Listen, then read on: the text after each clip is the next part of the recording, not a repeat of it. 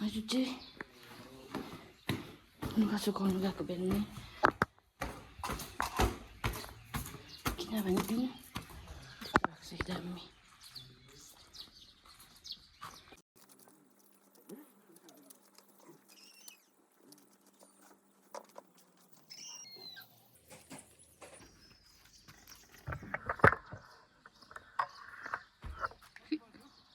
छ छ तँ त बसिरहेको थिइस् त छ होइन तँ त बसिरहेको थिइस् त सिकेको गाडी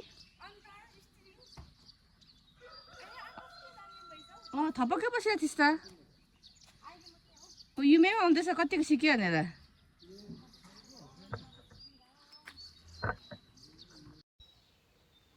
म चाहिँ लुगा सुकाएर अब यहाँनिर घर सफा गर्नु लागि अहिले अब घर यति साह्रो मैला थियो किनभने घरमा पापा मात्रै बस्नुहुन्छ त्यही भएर सफा गर्ने कोही छैन। अब म आएको बेलामा गरिदिइराखेको सफा पुसपास खिड्कीहरू सबै सफा गरेर पर्दा चेन्ज गरेर गफ गर्दै त्यहाँनिर भाइहरूसँग पापाहरूसँग गफ गर्दै सफा गरेँ। नानी चाहिँ गर्दै साइडमा रुँदै थियो।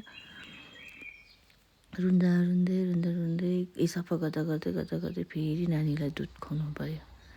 रुयो नानीलाई दुध खुवाउँदै सोच्दैछु कहिले सफा गरिसक्नु भनेर। 5-9 बजी उठेको आज भाइ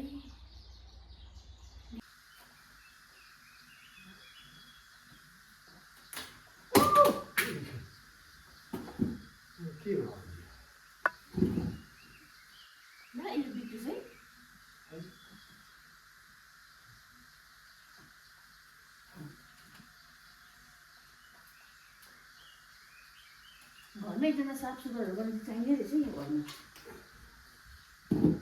यी पैसा दिएर गरिदिने हुँदैन बाबा? यसो पैसा दिएर हाजिरा दिएर गरिदिने काम गरिदिनु छैन र कोही? यसो हाजिरामा गर्ने छैन र घर साफ सुग्घर सबै हो दसैँको बेलामा पछि अहिले सबै पर्दाहरू धुइधाइ गरिदिनु छ। 10 महिना हाजिरा दिएर भए पनि सफा गर्नु लाउनुपर्छ बाबा। ला बिगारी पापाले घुम्ने उल्टा खोज्नु खोज्नुहुन्छ भाइ एकछिन बस्दै होला के खालको यो पर्दा आउँछ नि त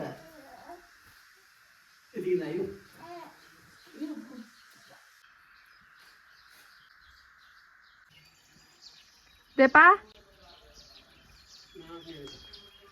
आउँदैन रहेछ। बेलुकाको भ्यू चाहिँ यस्तो छ हाम्रो। यहाँ एकजना मान्छे सुतिरहेको छ खेलिरहेको छ।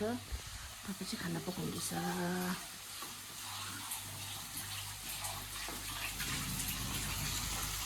निङ्गुरे एन्ड आलु दाल दामी बनाउँछ हाम्रो पापाले खाना। आजको दिन हाम्रो यसरी नै बित्यो। पापा खाना बनाउनु थाल्नुभयो।